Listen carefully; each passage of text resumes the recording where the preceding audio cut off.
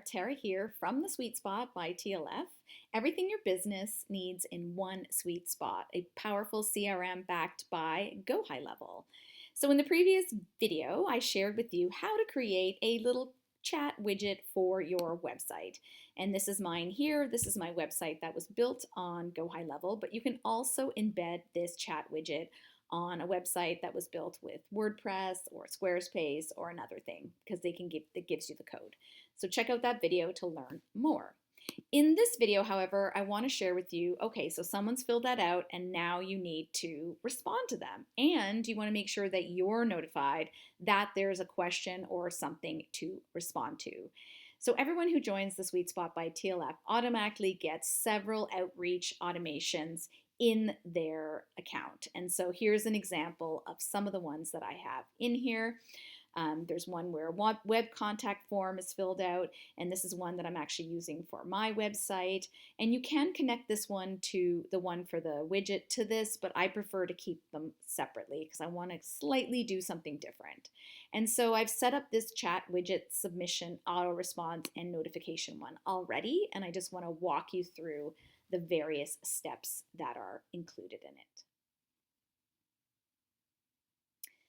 So now the first thing you always do when you set up an automation before you start is make sure you go to settings, and if you want someone to be able to enter this again, make sure this allow re-entry is toggled on.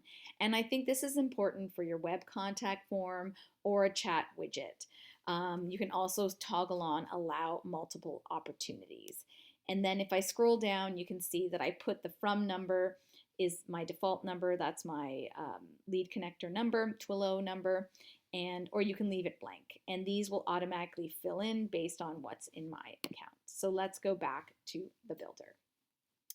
And so anytime I build an automation, I want to make sure that I rename everything so it's clear. So this actual workflow trigger is customer replied. And then I've updated the name to be very specific. You choose the filter is reply channel and chat widget. Make sure you save. And you always make sure you save at the top as well. So the first thing I want to do is assign it. And so in this case, I'm assigning it to me. But if you have other people, you can change that here.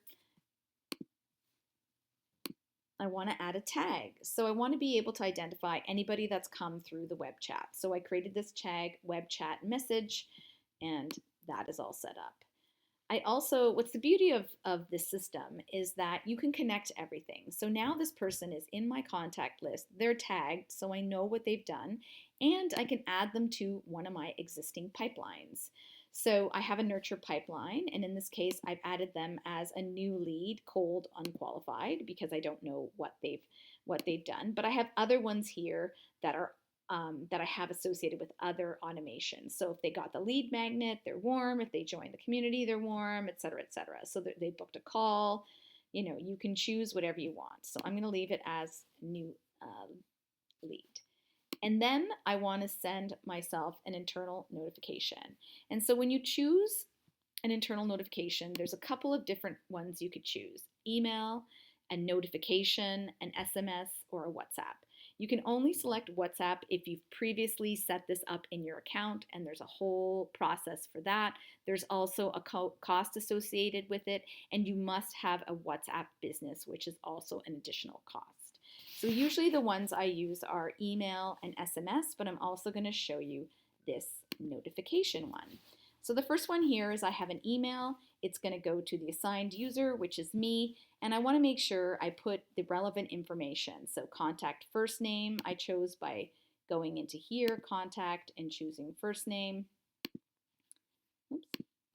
And then I've sent myself a message and I've added the other information. So here's their name, their email, and their phone number. Just sent a message with this information. And in this case, here, I'll show you how I did this. I'll take this out. You go to custom values, you go to message and message body. Okay, so this is going to send an email to me at my regular email. The other option is to send yourself a system notification. So that's this one here. And where you find this is if you go to your account. Oops, I have two things open here. Whoops. I'm going to go back I'll show you where you find your system notifications. So see this little bell here? This is where all your notifications are. So you can see I have several here. I'm just going to mark all these as red, but that's where your notifications will be. So if you're in the habit of looking up here at your notifications, then you can add it there as an option. And so that's what I did. So this is a notification. Again, I put their name and information and the message body. And then because they've opted in, so this has an opt-in button, I'm going to send them a, oops, go to the right tab. I am going to send them an SMS. And so the thing with SMS is if you're watching your pennies or not, SMS messages in terms of how they're charged out are based on the number of characters. And you need to keep it below 160 characters for it to be one segment. Otherwise, you'll be charged for multiple segments. So I played around with this to make it as short as possible and be under that 160 characters. And I gave them a link to book a consultation call. So that way they're not waiting for me to respond to them. So that's that. And then I sent an email to the contact.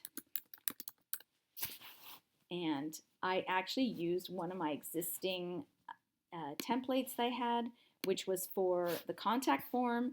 And then I customized it specifically for the web chat.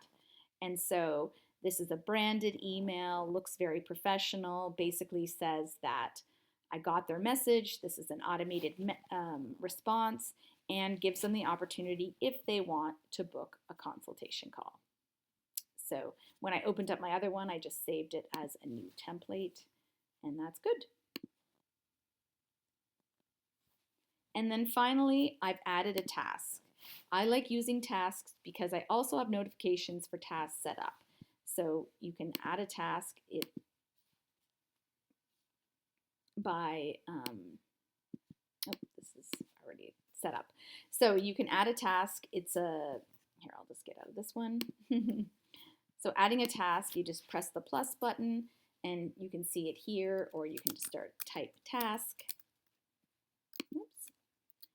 Let's try it again. Task. Task. If it's not showing in your recent actions, and then it'll come up here, add task.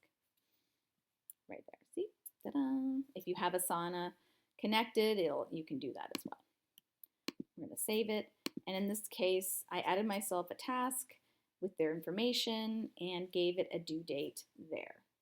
And that's it. And so you can, if you want, add a wait to check and see if they've responded or they booked a call. There's all kinds of things you can do, but that is the basic setup for the chat widget auto submission. Thanks for listening.